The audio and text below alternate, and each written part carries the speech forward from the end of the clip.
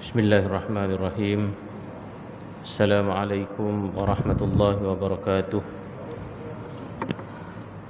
Alhamdulillahi rabbil alamin. Wassalatu wassalamu ala Rasulillah wa ala alihi wa sahbihi ajma'in. Rabbi shrah li sadri wa yassir li amri wahlul 'uqdatam min lisani yafqahu qawli. Subhanaka la ilma lana illa ma 'allamtana innaka antal alimul hakim. Wala haula wala quwwata illa billahil aliyil azim. Allahumma arzuqna fahman nabiyyin wa hifdzal mursalin wa ilhamal malaikatil muqarrabin. Alhamdulillah, kita bersyukur kehadrat Allah Subhanahu wa taala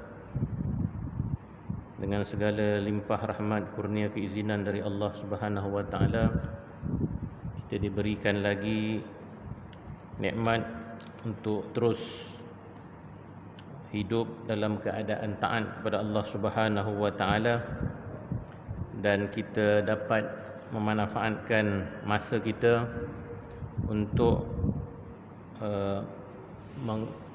membaca dan mendalami karya besar muallif atau musannif ataupun penulis yang merupakan ulama besar Imam Al-Ghazali rahimahullah, wa nafa'ana bihi wa bi ulumihi fid dharain amin. Kita juga alhamdulillah mendekati bulan Ramadan yang merupakan bulan penuh barakah dan bulan yang sebenarnya bakal mendekatkan diri kita kepada hakikat keinsanan itu sendiri. Kerana apa? Kerana perkara yang paling penting dalam diri kita itu adalah kesihatan dan juga kesempurnaan jiwa dan roh kita, sebagaimana yang telah kita baca dan ikuti penjelasannya oleh Imam Al-Ghazali. Dan cabaran paling besar sebenarnya kehidupan Muslim itu adalah apabila dia banyak dipengaruhi oleh unsur-unsur duniawi, unsur-unsur jasmani, unsur-unsur haiwani. Dan salah satu daripadanya ialah nafsu syahwat yang sentiasa mengajak kita kepada perkara-perkara yang menyeronokkan, seperti makan minum, seperti hubungan seks, seperti suka kepada kebendaan, harta dan lain-lain lagi. Maka bulan Ramadan ini kita didisiplinkan oleh Allah Subhanahu wa taala dengan menafikan salah satu perkara yang paling biasa dan lazim kita lakukan, dan menurut kehendak salah satu syahwat kita, iaitu makan. Bukan tak boleh makan langsung, tetapi kita dinafikan hak untuk makan selama lebih kurang setengah hari, ataupun daripada pagi sampai malam, sampai maghrib. Maka dengan disiplin menahan diri kita dari makan dan minum ini dan perkara-perkara yang diharamkan oleh Allah SWT dalam bulan Ramadan ketika berpuasa, itulah nantinya bakal memperkukuhkan jiwa dan roh kita. Bakal memperkukuhkan jiwa dan roh kita. Kerana roh yang bebas, yang selamat daripada ancaman dan dugaan jasmaniyah atau haiwaniyah itu akan menjadi lebih kuat. Akan menjadi lebih kuat. Dan akan meningkat tahap makamnya dari satu peringkat ke satu peringkat yang lain. Paling kurang Al-Quran menyebut 3 peringkat roh atau jiwa. Jiwa yang rendah itu dipanggil jiwa al-ammarah bisu', jiwa yang sentiasa mengajak kepada keburukan. Jiwa yang lebih tinggi, kalau kita berjaya bermujahadah, dia akan naik ke jiwa yang lebih tinggi yang dinamakan jiwa al-lawwamah, an-nafs al-lawwamah, iaitu jiwa yang sentiasa retrospect, selalu mengkritik dirinya sendiri untuk ke arah kebaikan. Tapi masih lagi jiwa lawamah ini jiwa yang kejap-kejap menang, kejap-kejap kalah. Dan jiwa yang tertinggi yang disebut oleh Al-Quran ialah yang dipanggil an-nafs al-mutmainnah, jiwa yang tenang. Dan jiwa yang tenang inilah yang kita nak cari. Dan alhamdulillah Ramadan telah mendisiplinkan kita untuk paling kurang meninggalkan satu perkara yang amat lazim mengajak kita kepada perkara-perkara yang mengikuti syahwat kita. Jadi insya-Allah kita harus sentiasa bersyukur dan bersungguh bermujahadah ketika datangnya bulan Ramadan, kerana ini peluang sebenarnya, peluang untuk kita kembali mendekati diri kita kepada Allah Subhanahu Wa Taala dan menyucikan, membersihkan jiwa rohani kita itu dengan cara yang lebih baik, lebih mantap, lebih kukuh. Baik, kita terus menyambung perbincangan kita. Kita baca ini kitab Al-Ilm, kitab tentang ilmu, dalam kitab yang lebih besar Ihya Ulumuddin. Dan kita sedang membicarakan tentang ilmu fardu kifayah. Panjang perbahasannya. Dan kalau kita ingat lagi, perbahasan yang kita sedang bicarakan ialah berkaitan dengan pentingnya kita menumpukan kepada ilmu yang membawa kita ke akhirat. Dan ilmu yang membawa kita kepada akhirat itu ada dua, satu ilmu mukasyafah dan satu lagi ilmu muamalah. Dan kedua-dua ilmu ini banyak berkait dengan hati, dengan jiwa, berbanding dengan ilmu yang bersifat zahir yang Imam Ghazali rujuk selalunya kepada ilmu fiqh. Kerana ilmu fiqh itu urusannya banyak, merupakan urusan hal ehwal amalan kita, amalan luaran kita, solat kita, puasa kita yang bersifat luaran, dan apa hukum hakam yang berkait dengan amalan dan perbuatan kita itu. Tetapi Imam Ghazali cuba nak menyeimbangkan. Jangan kita ini sekadar menekankan tentang hal ehwal fikah sahaja, hukum hakam sahaja. Tetapi kita lupa semangat agama itu antara lain ialah untuk membersihkan jiwa. Kerana dengan jiwa yang bersih, amalan luaran itu akan terpandu. Kalau jiwa itu tidak bersih, walaupun kita buat amalan luaran, tetapi amalan luaran itu tidak disusuli dengan atau tidak diawali dengan niat yang betul misalnya, tidak diikuti dengan khusyuk misalnya. Jadi perkara-perkara ini penting kerana lebih mudah untuk kita menjaga hal-hal luaran tetapi amat sukar untuk kita memelihara hal-hal dalaman seperti hati. Kita boleh saja bersolat dengan sempurna, rukunnya, syaratnya, sah batalnya kita pelihara, tetapi hati kita tu nak ditumpukan kepada Allah Ta'ala, tunduk, patuh, sentiasa khusyuk, itu amat sukar sekali. Itu maksudnya, kata Imam Al-Ghazali, kalau kita nak mendalami agama, nak betul-betul kembali memahami ilmu agama, ulumuddin itu, jangan kita beratkan satu pihak, satu aspek, kita lupa aspek yang lain. Lebih-lebih lagi aspek yang lebih penting. Aspek yang lebih penting mestilah dipentingkan, kan? Jadi aspek yang penting itu, kata Imam Ghazali, ialah ilmu tentang membersihkan jiwa. Okey, kita sambung perbahasan muka surat 100, surat 100. Paragraf kedua. Benarlah kiranya, kata Imam Ghazali, telah terinjak-injak ilmu agama dengan tingkah laku ulama yang jahat. Merujuk kepada ulama yang hanya menekankan aspek zahir tadi, tanpa melihat kepentingan keseimbangan aspek zahir itu dengan ilmu yang bersifat batin atau rohani. Maka Allah Ta'ala tempat bermohon pertolongan kepadanya tempat berlindung. Kiranya dilindungi kita dari penipuan ini yang membawa kepada amarahnya dan ditertawakan syaitan. Kalau kita hanya menekankan tentang aspek luaran tadi itu, kesannya ialah kita mungkin menipu diri kita sendiri, kerana kita rasa dah betul dah agama yang kita lakukan, tetapi nanti mungkin berdepan dengan Allah Subhanahu Wa Taala, yang kita lakukan itu hanya betul dari segi luarannya sahaja, sedangkan keikhlasan tak ada, kekhusyukan kita untuk tunduk dan patuh kepada Allah SWT itu tidak ada, maka kosong sahaja apa yang kita lakukan tersebut.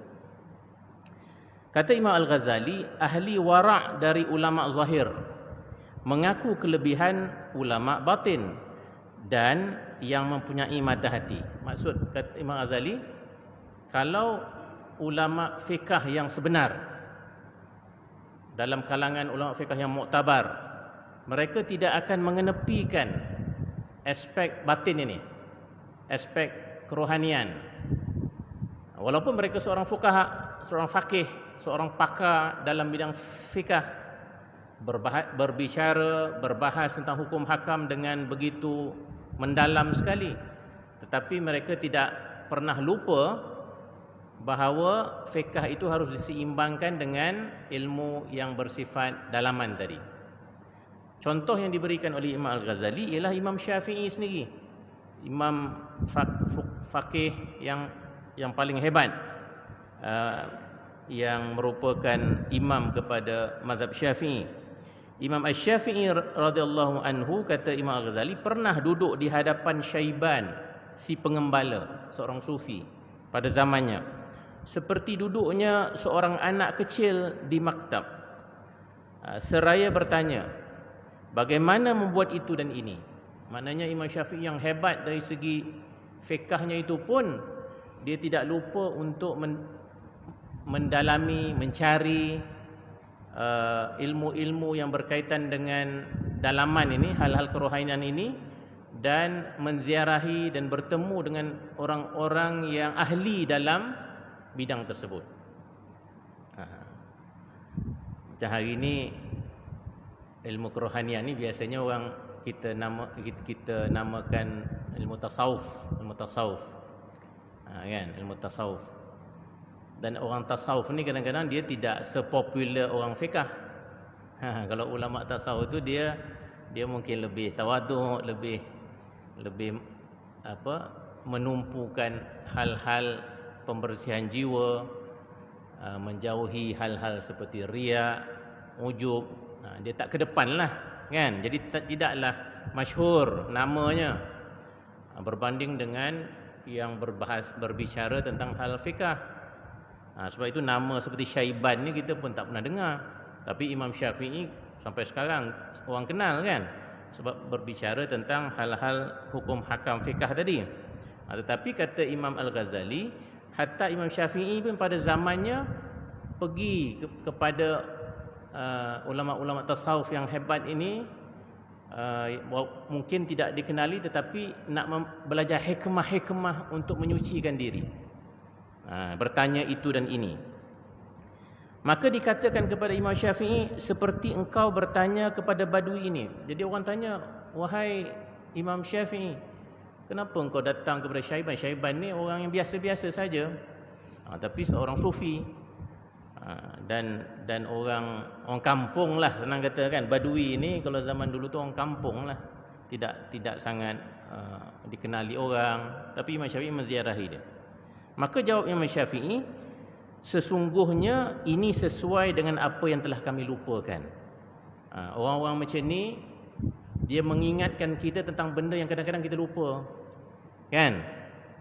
Macam orang yang fiqh ni, dia masyhur, dia mungkin menjadi penasihat kepada sultan.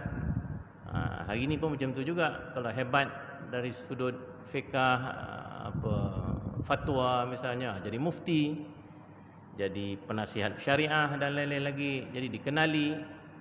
Dan itu kemungkinan membawa kepada, dia panggil ghurur, kita rasa seronok dengan kedudukan itu. Maka tokoh-tokoh besar seperti Imam Syafi'i ini walaupun hebat pada zamannya akan cuba mencari orang-orang yang boleh menasihatkan dia tentang hal-hal kerohanian. Sebab itu juga merupakan tiang kepada agama, intipati kepada agama, asas kepada ilmu agama juga, tasawuf itu. Macam tadilah kita kata, kalau ibadat kita tu hanya luaran saja, dalaman tu tak dijaga, tidak ada makna nanti ibadat kita itu.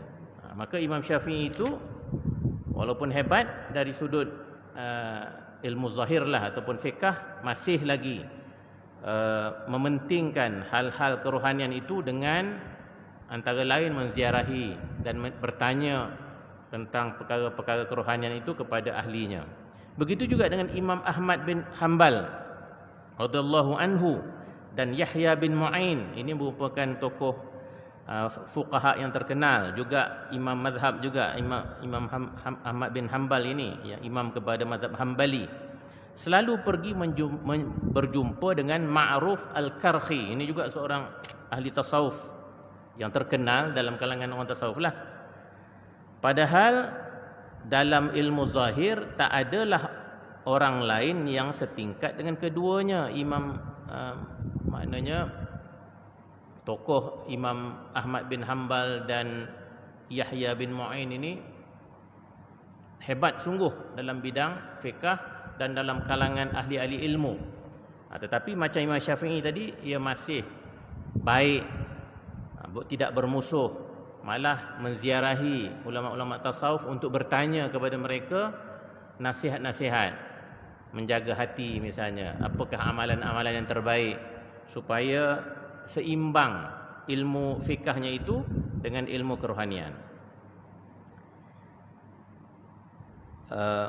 Imam Ahmad dan Yahya bertanyakan bagaimana. Dia macam Imam Syafi'i kita juga tadi bertanya macam mana hal-hal yang berkaitan dengan hati tadi.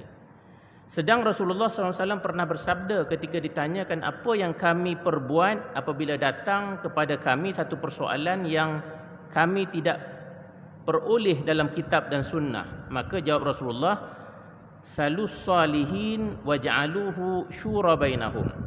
Bertanyalah kepada orang-orang yang saleh dan selesaikanlah dengan jalan bermusyawarah dengan mereka. Kata Imam Ghazali, Imam Ahmad tadi bin Hanbal, Imam Yahya bin Ma'in, Imam Syafi'i tadi mengambil semangat Rasulullah juga, sunnah Rasulullah ataupun sabda Rasulullah. Apabila ditanya apabila Rasulullah ditanya apa yang kami harus buat sekiranya satu-satu persoalan itu tidak kami jumpa dalam kitab dan sunnah. Kata Rasulullah, bertanyalah kepada orang-orang yang saleh. Orang yang saleh ni merujuk kepada orang-orang yang kuat kerohaniannya. Waj'aluhu syura bainahum, dan jadi bermusyawarah dengan mereka, berbincang dengan mereka, bertanya kepada mereka, dapatkan pandangan mereka. Jadi itu maknanya Imam Syafi'i, Imam Ahmad dan Imam Yahya bin Ma'in tadi itu mengambil semangat yang diajar oleh Rasulullah. Ada perkara-perkara yang jelas disebutkan oleh Quran dan Sunnah, tetapi macam bab-bab hati ni misalnya kan, hal-hal itu banyak kuncinya kepada pengalaman rohaniah yang dilalui oleh seseorang dan ulama-ulama misalnya, ulama besar misalnya, tokoh-tokoh besar. Mereka benar-benar melakukan disiplin mujahadah, tazkiyah an-nafs, membersihkan jiwa. Ada retreat dia, ada tempat dia bersuluklah, berseorangan untuk dia muraqabah kepada Allah Subhanahu wa taala, mendekatkan diri kepada Allah Subhanahu wa taala. Ada zikir-zikir yang diamalkan. Jadi mereka-mereka ini, orang-orang yang saleh ini, mereka ada disiplin yang kuat dalam menjaga kerohanian. Kita pun macam mana kita nak ambil semangat ini? Bicara Imam Al-Ghazali ini berkaitan dengan ulama-ulama. Tapi kalau kita nak ambil pengajaran daripada kisah ini, kita bukanlah ulama kan, ulama besar. Tapi kita pun kena tahu agama. Kita pun kena tahu fiqh. Kita juga kena tahu hal-hal kerohanian. Jadi kita kena ambil lah semangat ini. Dalam konteks belajar pun, janganlah asyik belajar hukum hakam saja. Tak concern langsung, tidak kisah langsung tentang hal hati ni.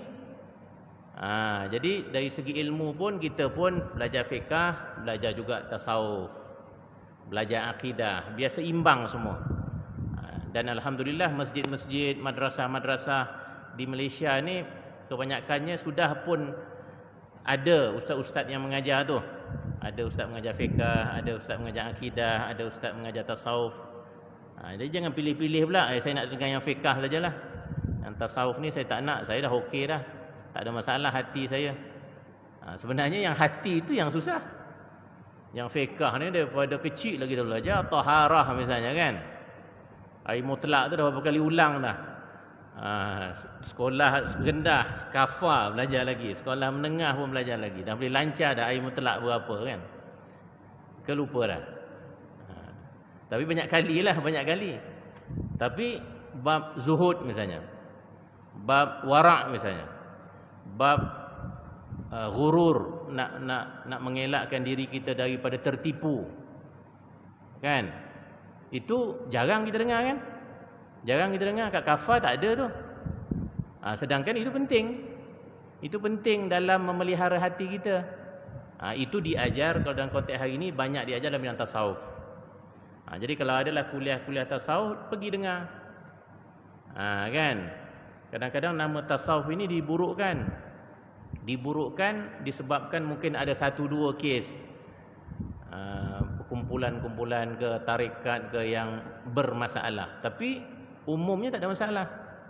Jadi kita pun kena pandailah bila mencari itu, tanya ustaz-ustaz yang berautoriti. Kalau kuliah tasawuf tu yang mana yang elok? Dia baca kitab apa yang saya elok ikut? Kan? Jangan nanti yang kita kena pergi dekat sana, gua dekat bukit sekian. Kita bertemu pun malam sekian, orang lain tak boleh ikut. Itu jangan. Ini pergi yang dekat masjid ni, yang duk mengajar kitab tasawuf, kitab Ihya Ulumuddin, kitab Siyarus Salikin. Itu dalam Melayu kita ni banyak baca Abdul Samad Falimbani, Siyarus Salikin. Itu bagus. Sebab dia ambil daripada Imam Ghazali juga. Imam Ghazali ni no doubt lah, tidak ada keraguan lagi, merupakan ulama besar. Jadi kita pilih. Tapi jangan tidak belajar. Jangan tidak belajar. Nanti takut macam Imam Ghazali cakap tadi, kita punya ilmu pun berat sebelah. Sibuk je. Kalau tanya ustaz pun, ustaz apa hukumnya sekian. Tanyalah ustaz kan. Tanyalah ustazah. Boleh, tak ada masalah. Hukum tu penting. Tapi kena tanya juga, macam mana saya nak khusyuk sembahyang? Macam mana saya nak bersihkan hati? Saya ni suka dengki kat orang lah ustaz. Macam mana cara saya nak bersihkan hati supaya tak dengki kat orang? Dengki ni kita tengok memang melata kan, mana-mana pun ada.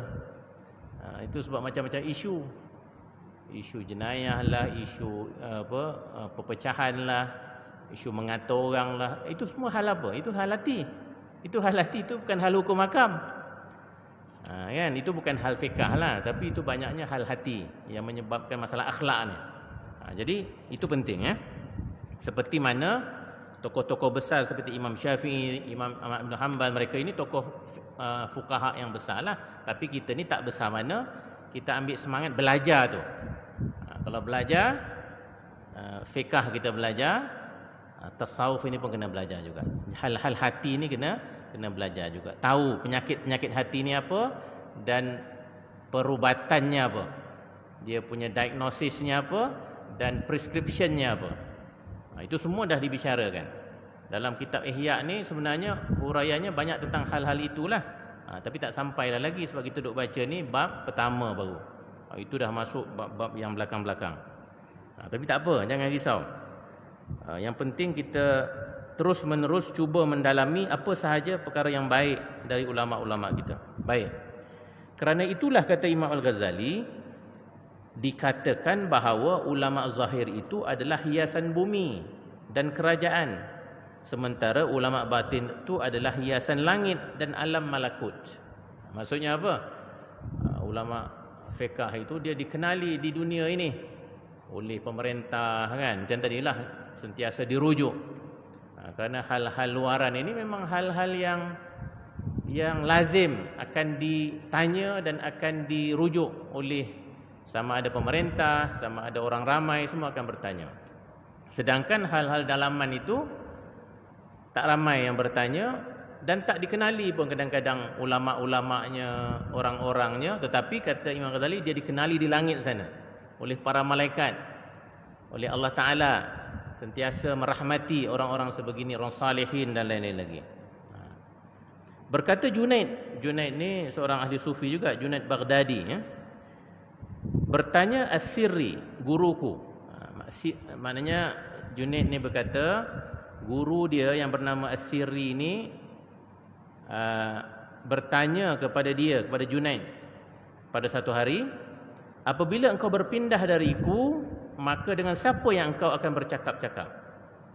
Kalau engkau telah tidak bersama aku, engkau akan pergi ke siapa? Lalu Junaid menjawab dengan Al-Muhasibi. Al-Muhasibi ni seorang lagi tokoh tasawuf juga yang terkenal, ulama tasawuf. Ada kitabnya Al-Muhasibi. Junaid pun ada kitabnya, tapi tidak sebesar kitab-kitab fiqh lah.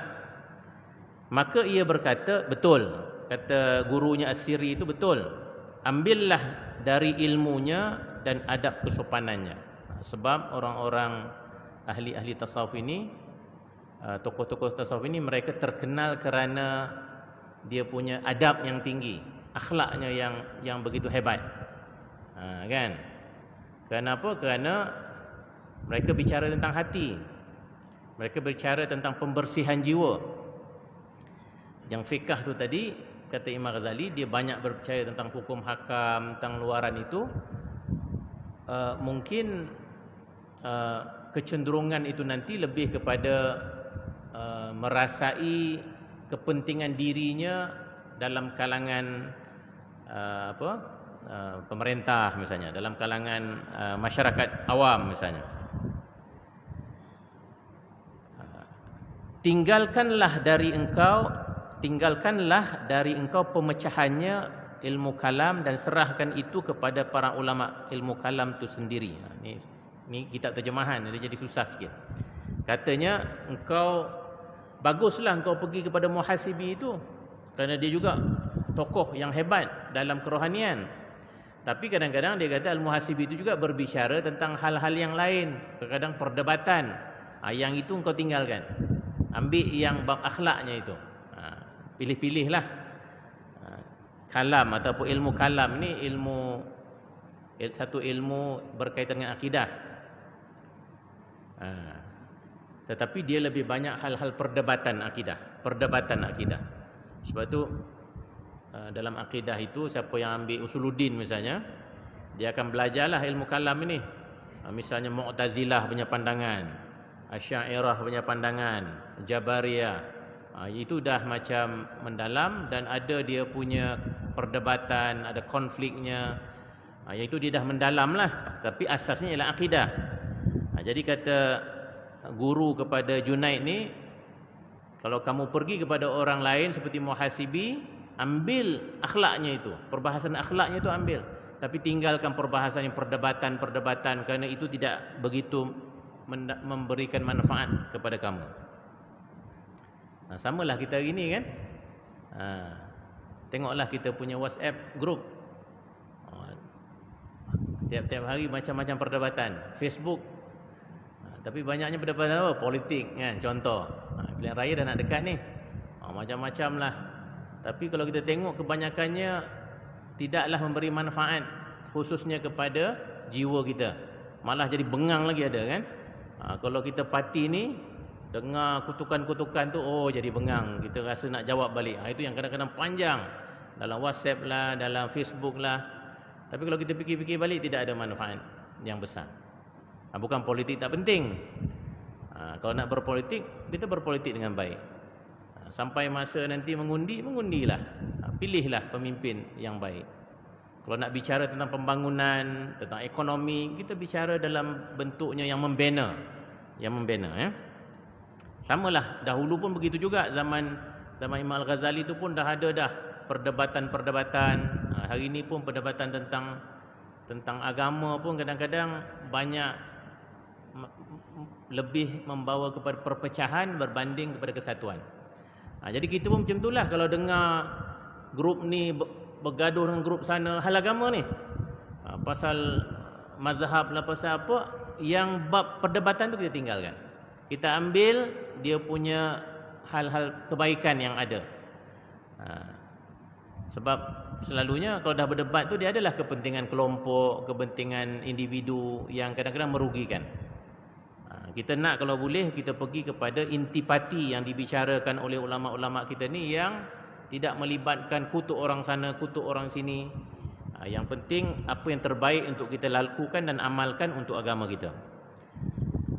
Kemudian tatkala aku berpisah, kata Junaid, lepas aku berpisah, aku mendengar dia mengatakan, guruku ini, Sirri itu mengatakan, kiranya Allah menjadikan engkau seorang ahli hadis yang sufi, tidak dijadikan engkau seorang sufi ahli hadis. Ini maksudnya apa? Kata Sirri, guru kepada Junaid ini, tasawuf ini pun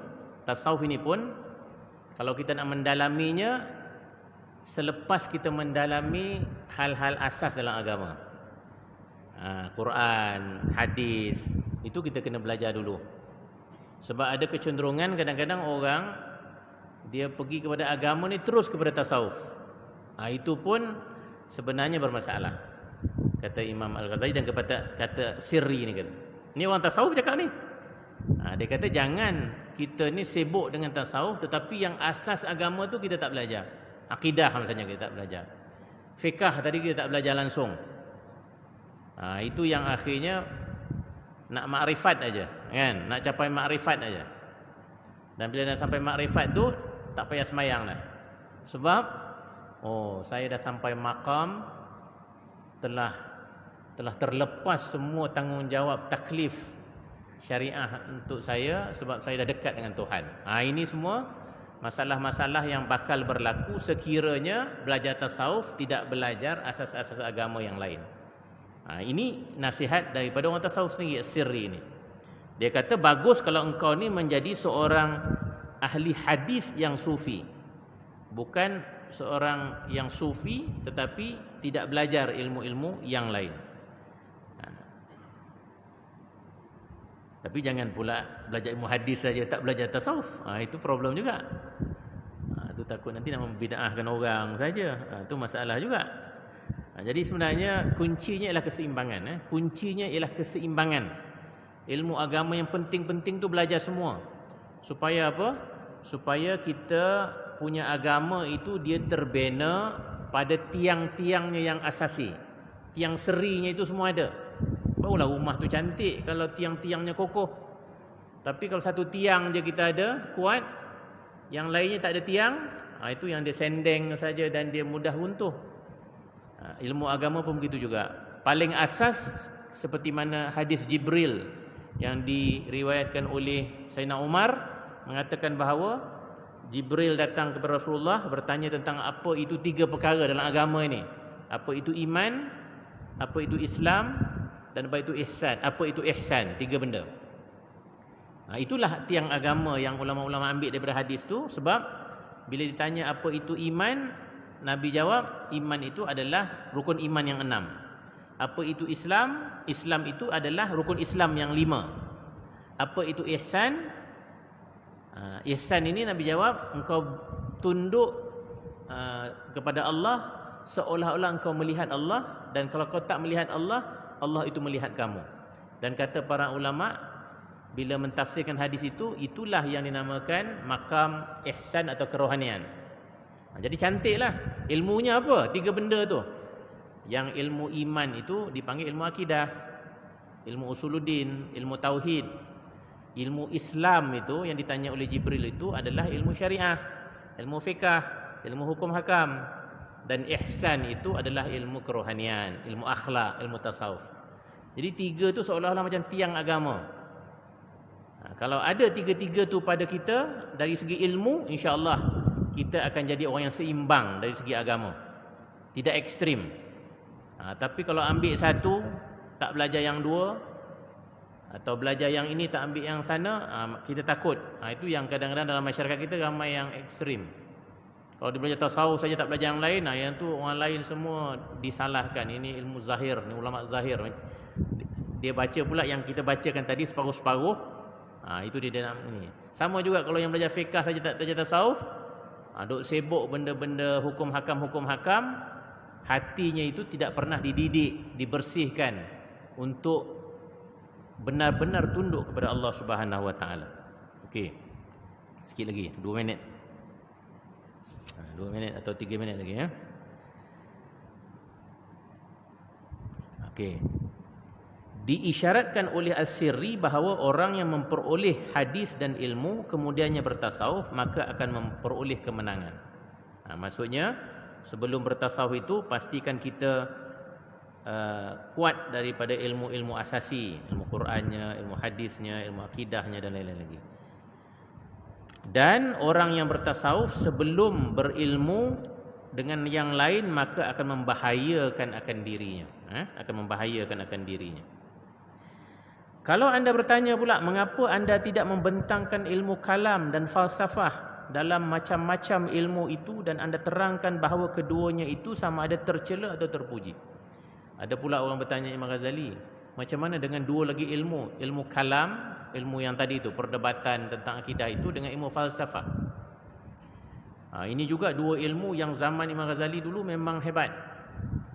Ada kita pernah dengar nama macam Ibn Sina, Ibn Sina, Al-Farabi, Ibn Rushd.